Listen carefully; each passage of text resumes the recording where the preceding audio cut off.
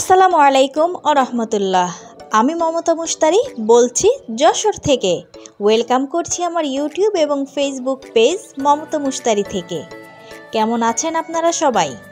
কাছে দূরে দেশ দেশের বাহিরে যে যেখান থেকে আমার ভিডিও দেখছেন, আশা করছি আল্লাহর রহমতে সবাই ভালো আছেন। আমরাও ভালো আছি আলহামদুলিল্লাহ। আজ বৃহস্পতিবার, ঘড়িতে সময় এখন 10টা। এখন থেকে আজকের ভ্লগটা শুরু করছি রান্নাঘর থেকে।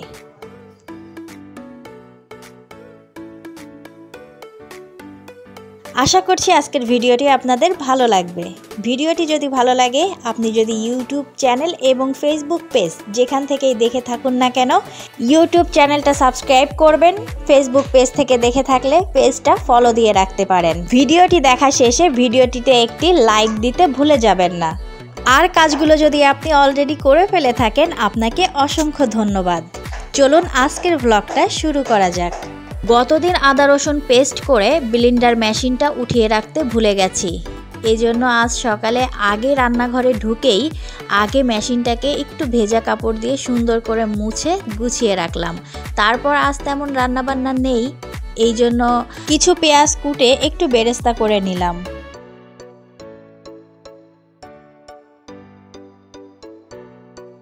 আপনাদের ভাইয়াকে গতদিন শাক আনতে বলেছিলাম বাজার থেকে।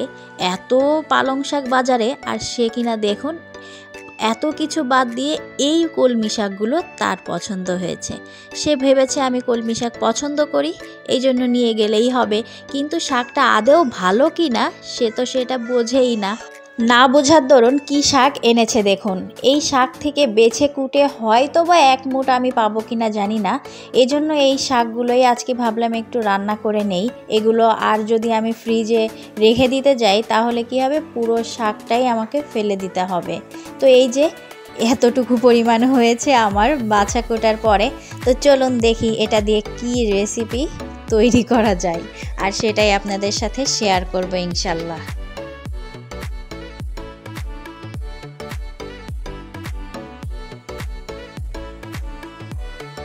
শাকগুলোকে সুন্দর করে বেছে 1 ইঞ্চি সাইজ করে কুটে নিব, আর তারপর ধুয়ে নিব। আপনারা চাইলে আগে ধুয়ে পরেও কুটতে পারেন, কিন্তু আমার কাছে আগে কুটে পরে ধুলে জিনিসটা ভালো হয় আর কি।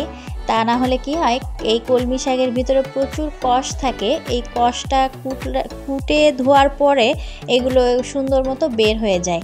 আমি এখানে একটা পটে একটা মিডিয়াম সাইজের পেঁয়াজ আর 2 কোয়া রসুন আর কিছুটা কাঁচা ঝালটা আমি ভাজতে ভুলে গেছি, পরে আমি শাকের সাথে দিয়েছি।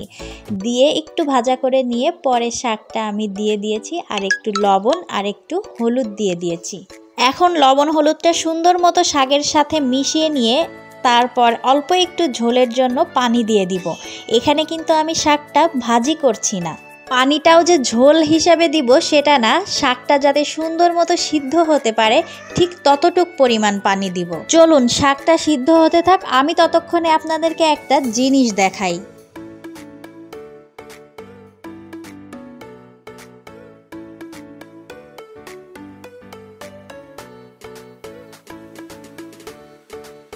আমি এখন যে পুটলিটা খুলছি এটা কি বলুন তো? এটা একটা ভালোবাসার পুটলি। ভালোবাসার পুটলি মানে বুঝলেন না তো? প্রতিবেশী আন্টির দেওয়া ভালোবাসার পুটলি। আন্টির ছেলে কিছুদিন আগে 3 চিল্লার যে তাবলিগ জামাত যায় না, সেখানে গিয়েছিল। ছোট ভাইটা জামাতে গিয়েছিল চায়ের রাজ্য সিলেটে, আর সেখান থেকে আমাদের জন্য অরিজিনাল টাটকা চাটা সংগ্রহ করে এনেছে। আমার বাচ্চারা তো ভীষণ এক্সাইটেড চা দেখে, কখন বানিয়ে দেবে আম্মু তুমি, সেই অপেক্ষা।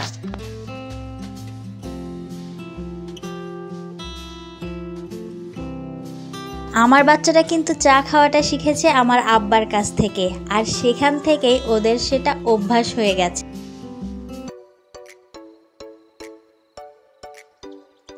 দেখুন আমাদের শাকটা কিন্তু সুন্দরভাবে সিদ্ধ হয়ে গেছে, আর নিচে কিন্তু একটুও পানি অবশিষ্ট নেই। আর সেই পর্যায়ে এসে আমি নামানোর আগে এখানে একটু একটু 1 চামচ মতো কর্নফ্লাওয়ার একটু পানিতে গুলে সেটা শাকের সাথে দিয়ে সুন্দর মতো মিলিয়ে এবার নামিয়ে নিব। 1 থেকে 2 বার ফুটালেই হয়, বেশি ফুটাতে গেলে তখন আবার এটা একেবারে আঠালো হয়ে যাবে, আমরা যেটা একদমই চাচ্ছি না। আর নামানোর আগে কিন্তু অবশ্যই লবণটা চেক করে নামাবেন। এই শাকের রেসিপিটা কেমন? একেবারে সিম্পল না, অতিরিক্ত তেল মশলা ঝাল কিছুই না। যারা এইরকম সিম্পল খাবার খেতে পছন্দ করেন তারা একবার ট্রাই করে দেখতে পারেন। খেতে হয় দুর্দান্ত লেভেলের। একটু গরম ভাত আর এই শাকের রেসিপিটা, আর কিচ্ছু চাই না আমার। আপনারা চাইলে সাথে একটু মাছ ভাজা বা মাছের যে কোনো এক পদ ভর্তার সাথে নিয়ে খেয়ে দেখতে পারেন। আশা করছি নিরাশ হবেন না। অল্প একটু শাক দিয়ে হলেও এই রেসিপিটা ট্রাই করে দেখবেন। আমার বাচ্চারা তো এটা পেয়ে ভীষণ খুশি। এখন চলুন দ্রুত দুপুরের খাওয়া দাওয়া শেষ করে আপনাদেরকে নিয়ে ফিরে আসছি সন্ধ্যায়।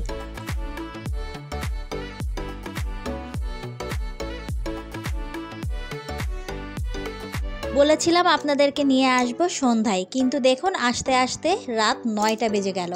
কর্তামশাইকে সেই বছরের প্রথম দিন থেকে বলে আসছি, বছরের মাসটা তো পেরিয়েই গেল, প্রথম মাসটা তো চলুন না একটু কোথাও ঘুরতে নিয়ে বা খাওয়াতে। তো এতদিন পরে সে একটু রাজি খুশি হয়েছে, আজ নিয়ে যাচ্ছে আমাদেরকে একটু বাহিরে খাওয়াতে। তো আপনাদেরকে কি সেখানে না নিয়ে গেলে চলে বলুন তো? চলুন আমাদের সাথে।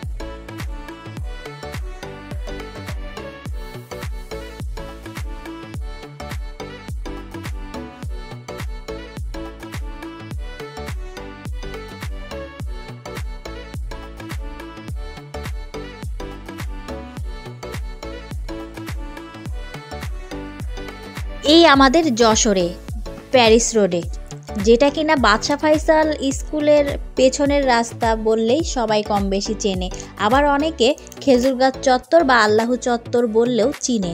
ওই রাস্তা দিয়ে সোজা একটু খানিকটা এসে কয়েকটা বইয়ের দোকানের পরেই এই দোকানটা।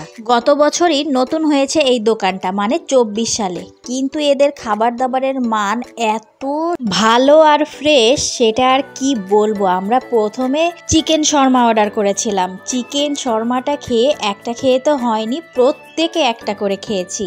আর খাবারের দামটাও খুবই রিজনেবল। আর তারপরে চলে আসলো আমাদের কাবাবের প্ল্যাটার। এখানে চিকেন হারিয়ালি কাবাব আছে সবুজটা, আর তারপরে আছে চিকেন মালাই কাবাব, তারপরে আছে চিকেন টিক্কা কাবাব। প্রতিটা খাবারই এবং কাবাবই অসম্ভব মজার ছিল, আর একদম অথেন্টিক কয়লার আগুনে পুড়িয়ে দেওয়া হবে আপনাকে। আর লুচিগুলোও না অর্ডার দেওয়ার পরে একদম গরম গরম ভেজে দেয়। শীতের রাতে গরম গরম লুচি আর কাবাব, আর কি চাই বলুন তো।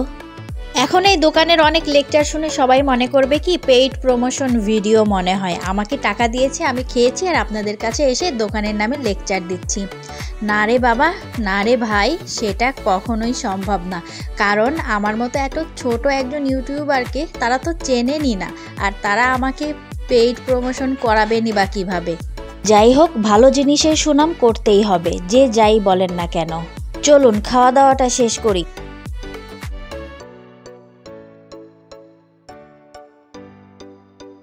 বেশ রাতও হয়েছে, এবার বাড়িও তো ফিরতে হবে। পুটুলি বাবা তো সেই আসতে আসতেই ঘুমিয়ে গেছে কোলে, এখনও সে ঘুমের ভিতরেই আছে। ওকে নিয়ে গিয়ে আবার একটু শুয়ে দিতে পারলে হয়, আবার না জানি বাইকের মধ্যে ঘুম থেকে উঠে যায়। ও তো প্রায় জায়গায় এরকম করে যে এখানে এসে ঘুমে যায়, আবার বাড়িতে যেতে যেতে ঘুম থেকে উঠে যায়। তো চলুন বাড়িতে ফিরি। প্রত্যেকের সুস্বাস্থ্য কামনা করছি, প্রত্যেকে সাবধানে থাকবেন, সতর্ক থাকবেন, আমাদের জন্য দোয়া করবেন। আজ এ পর্যন্তই, দেখা হচ্ছে পরবর্তীতে নতুন কোনো ভ্লগের সাথে। আজ তবে আসি, আল্লাহ হাফেজ, আসসালামু আলাইকুম।